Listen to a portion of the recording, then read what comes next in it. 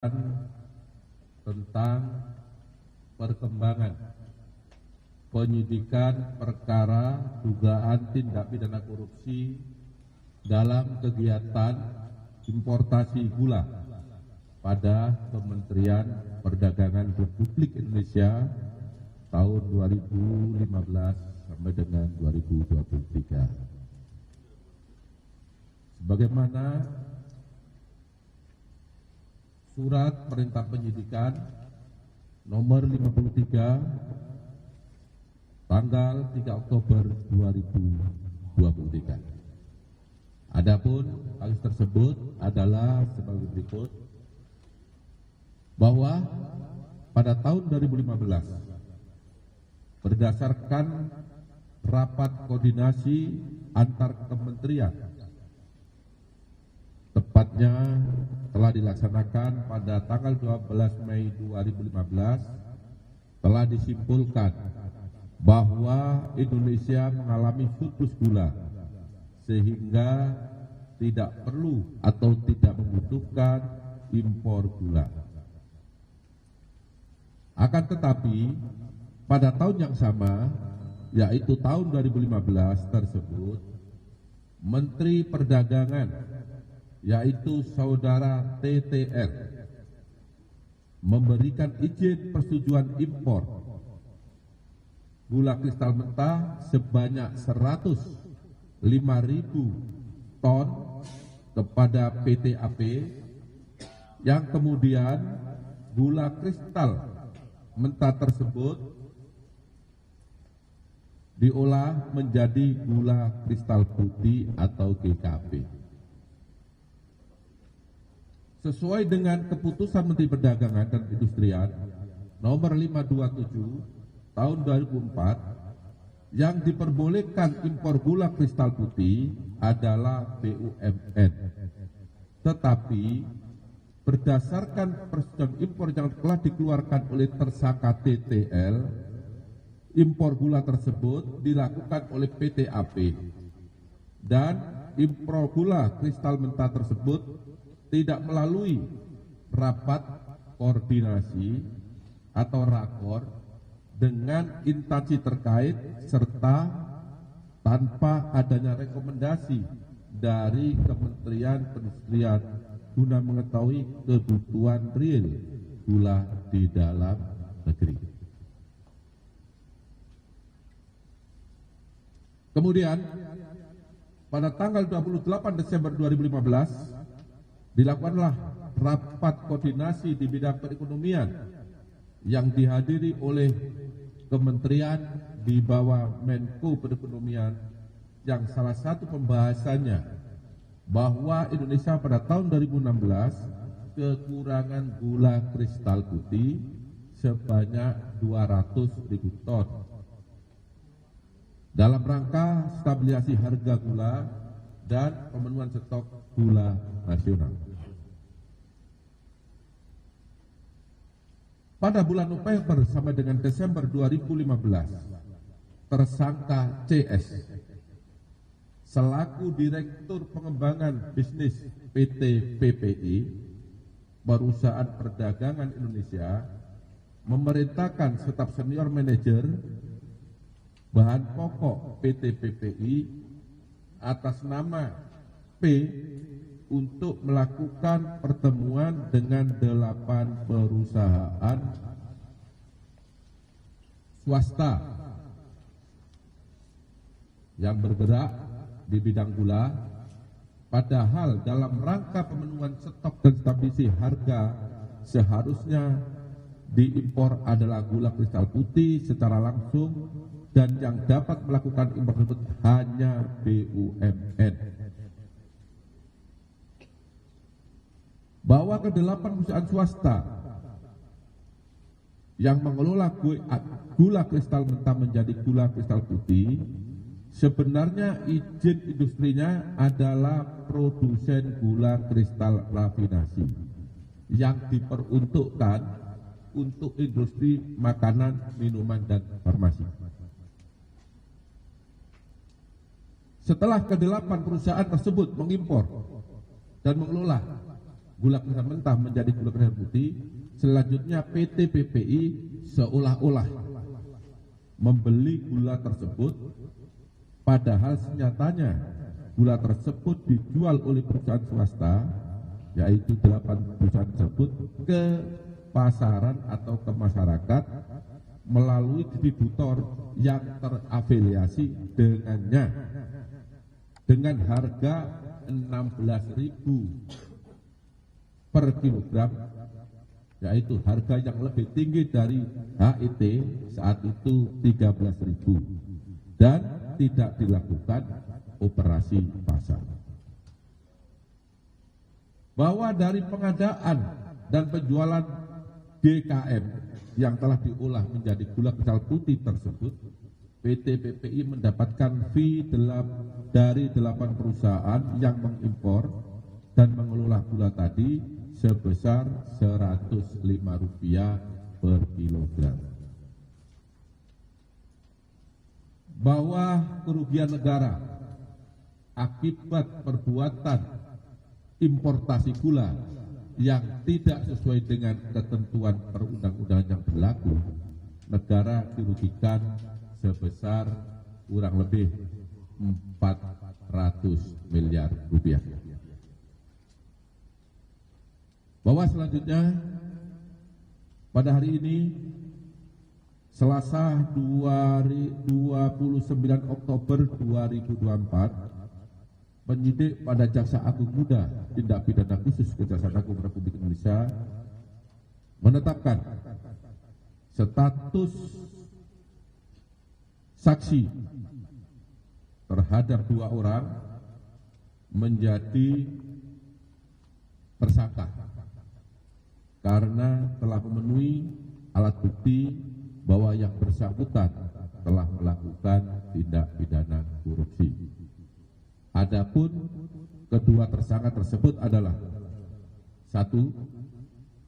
TTL selaku Menteri Perdagangan periode 2015 sampai dengan 2016 berdasarkan surat penetapan tersangka nomor TAP garis datar 60 garis miring F.2 garis miring FD.2 garis miring 10 garis miring 2024 tanggal 29 Oktober 2024. Yang kedua,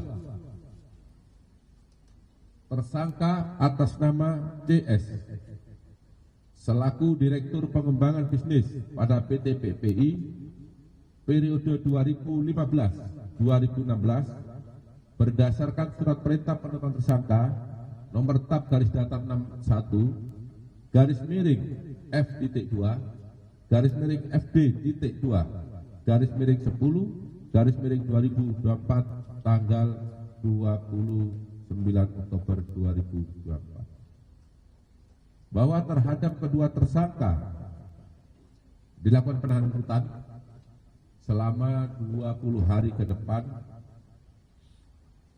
Untuk tersangka TTL di Rutan Salemba, Cabang Kejaksaan Negeri Jakarta Selatan, berdasarkan surat perintah penahanan nomor 50 tanggal 29 Oktober 2024, dan untuk tersangka CS ditahan di Rutan Salemba, Cabang Kejaksaan Agung berdasarkan surat perintah penahanan nomor 51 tanggal 29 Oktober 2024. Para tersangka disangka melanggar pasal 2 ayat 1 atau pasal 3 junto pasal 18 Undang-Undang Republik Indonesia tahun nomor 31 tahun 1999 sebagaimana diubah dengan Undang-Undang nomor 20 tahun 2021 junto Undang-Undang Republik Indonesia nomor 31 tahun 1999 tentang perubahan atas Undang-Undang RI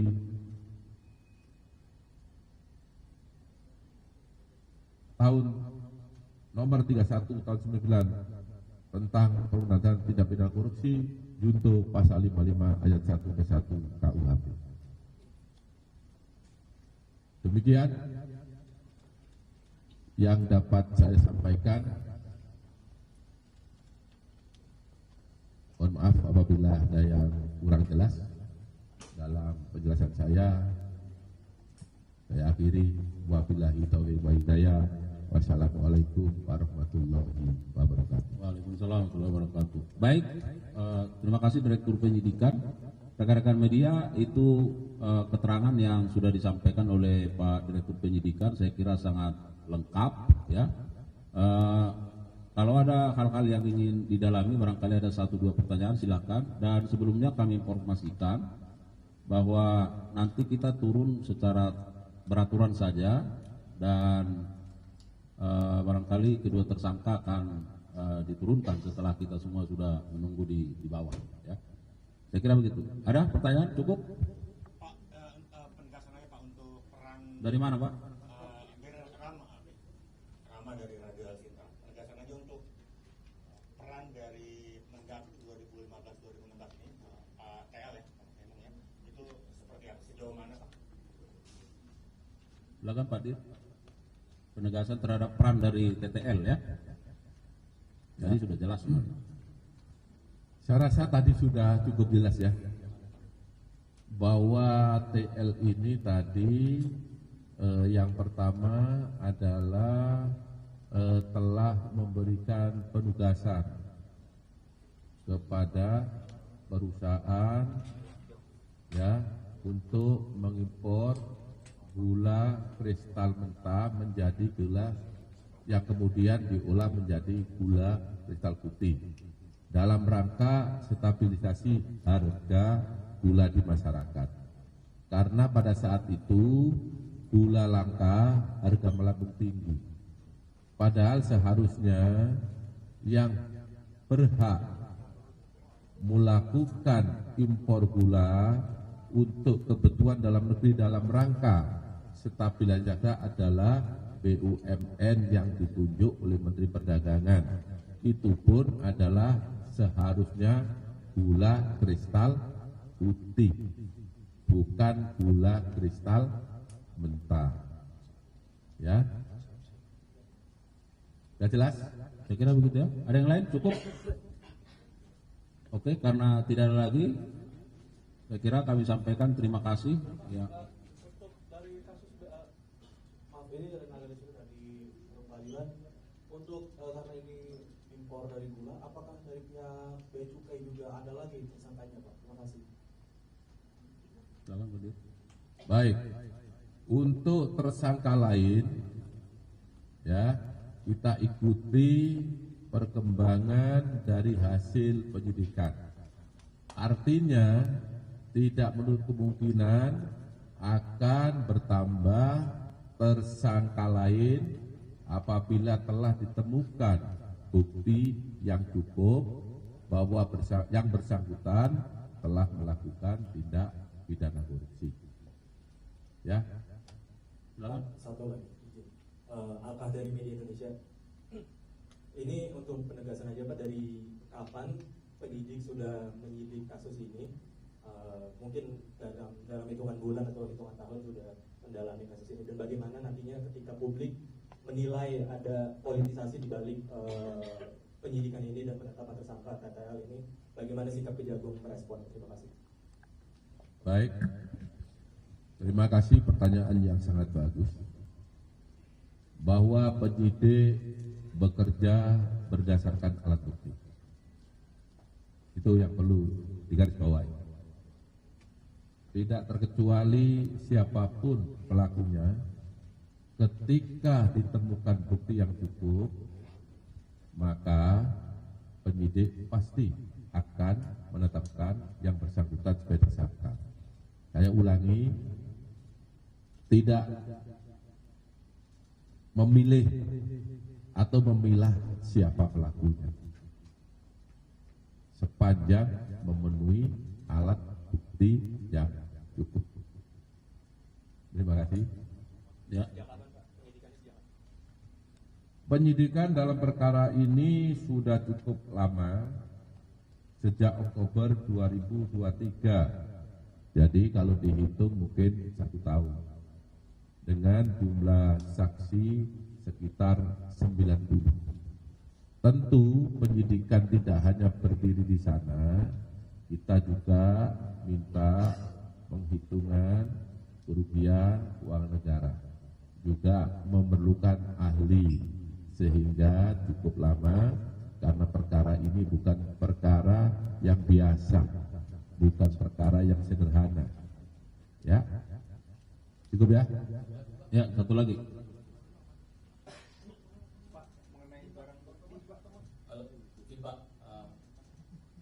Bapak boleh. Pak izin Pak, saya Thomas Pak dari Kumparan.com mau menambahkan pertanyaan yang tadi aja Pak. Kan tadi itu penyidikan ya Pak. Kalau penyelidikan itu dimulainya kapan Pak? Gitu. Ya, kita sudah tahap penyidikan setahun. Artinya kalau penyidikan ya tentu sebelum itu ya. Saya tidak punya data ini mulai kapan, tapi yang pasti subsistem daripada penyidikan adalah penyelidikan. Itulah tahap yang telah diatur dan ditentukan dalam KUHP. Ya, cukup ya. Terakhir, TV1 masih. Nah tadi mau nanya soal ini Pak, izin Pak, Putra dari TV1, soal barang buktinya kan kerugiannya sampai 400 miliar. Ini barang bukti yang udah dipegang sama penyidik ini apa aja Pak, kalau boleh? Ya. Tentu kalau barang buktinya gula sudah tidak ya, karena gula kan sudah beredar di masyarakat apalagi tahun 2015 ya. Bukti yang telah kita dapat, 1 catatan, dokumen, keterangan saksi, ya, keterangan ahli, itu bukti. Kalau barang bukti kita dapat adalah dokumen sama catatan, ya, transaksi keuangan. Ini sudah kita dapat semuanya. Siapa yang melakukan, apa isinya, penyidik sudah mengantongi semua. Baik, saya kira demikian ya, rekan-rekan media. Sekali lagi kami menyampaikan